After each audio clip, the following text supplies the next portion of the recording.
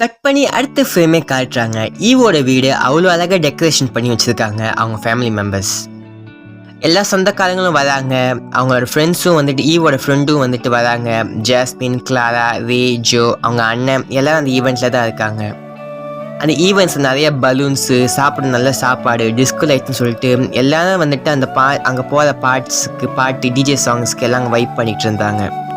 ஈவும் அங்கே அவ்வளோ அழகாக ட்ரெஸ்ஸிங் பண்ணியிருந்தா.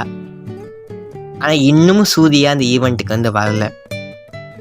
அப்படியே அந்த ஈவெண்ட் போயிட்டே இருக்கும்போது கதவு தட்டுற சவுண்டு கேட்குது. யார்? நம்ம சூர்யா தான். அவனை ஜோ தான் வந்துட்டு உள்ளுக்கு வாடா அப்படின்னு சொல்லி கூப்பிட்றான். அப்போ கேட்குறான், ஏன்டா மச்சான் இன்னும் வரல, ஏன் இவ்வளோ லேட்டாக ஆச்சு அப்படின்னு. சூர்யா சாரி சொல்கிறான், சாரிடா உள்ளுக்கெல்லாம் என்ன பண்ணிகிட்டு இருக்காங்க அப்படின்னு சொல்லிட்டு. அதுக்கப்புறம் சொல்கிறான், மச்சான் கிஃப்ட்ஸ் எல்லாம் ஹெவியாக இருக்குது, நீ எனக்காக ஹெல்ப் பண்ணுடா உள்ளுக்கு கொண்டு போய் வைக்க அப்படின்னு. ஸோ அதே சமயம் வந்துட்டு நம்ம ரேவும் வந்து வரான். ரே, சூர்யா, அதுக்கப்புறம் ஜோ 3 பேரும் வந்துட்டு நம்ம ஈவோட வந்து விளையாடுறாங்க. ஈவோ வந்தோடனே வந்து சூர்யா வந்து பாசமாக கட்டி பிடிக்கிறான், ஹாப்பி பர்த்டே அப்படின்னு.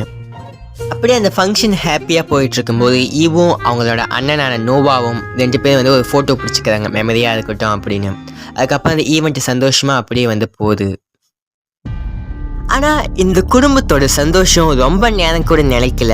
அடுத்த சில மணி நேரங்கள்லேயே வந்துட்டு ஈவோட பேரண்ட்ஸ் வந்துட்டு 2 பேரும் மேரிலேண்ட் போலீஸ் ஸ்டேஷனில் வந்து இருக்காங்க. அங்கே ஷெரீஃப் ஆண்டின்னு ஒருத்தர் வந்து உக்காந்துட்டு இருக்காரு. அவர் கேட்குறாரு, என்னம்மாச்சு, நடந்த கதையெல்லாம் சொல்லுங்கள் அப்படின்னு. அந்த 2 பேரண்ட்ஸ் அழுந்துக்கிட்டே வந்து நடந்தது என்னன்னு வந்து சொல்கிறாங்க. அன்றைக்கி அந்த ராத்திரி வந்துட்டு ஒரு கதவு தட்டுற சவுண்டு கேட்டிருக்கு. இவங்களும் ஈவெண்ட்டில் முடிச்சுட்டு டயர்டு தூங்கி ஏஞ்சி வந்து வெளியே வந்து பார்க்கும்போது வந்துட்டு ஈவோட இன்னொரு ஃப்ரெண்டான கேரன் வந்துட்டு, அங்கிள், ஆண்டி, ஈவ் அப்படின்னு சொல்லிட்டு அழுந்துக்கிட்டே வந்துட்டு அந்த காட்டை வந்து பாயிண்ட் பண்ணான். அதுக்கப்புறம் தான் அவள் என்ன நடந்துச்சு அப்படின்னு சொல்லிட்டு சொன்னான்.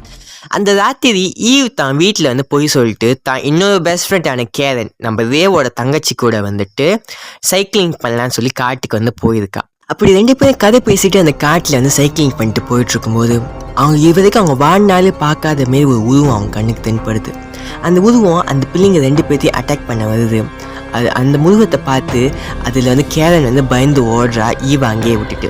ஈவ் பயத்தில் கத்துறா. அவள் வச்சுட்டு இருந்த அந்த டாய் பொம்மையும் வந்துட்டு கீழே வந்து உழுவுது. அப்போ அவன் அந்த இடத்த விட்டு வேகமாக சைக்கிளிங் பண்ணிட்டு போயிட்டு அதுக்கப்புறம் தான் பயத்தில் வந்துட்டு ஈவோட அம்மா அப்பா வந்து தட்டி எழுப்பியிருக்கா. அவங்க ஆனால் வந்துட்டு அவள் வந்துட்டு பயத்தில் சொல்கிறா அப்படின்னு சொல்லிட்டு போலீஸ் ஆஃபீஸர்கிட்ட இந்த விஷயம் எல்லாத்தையும் வந்து கன்ஃபர்ஸ் பண்ணுறாங்க.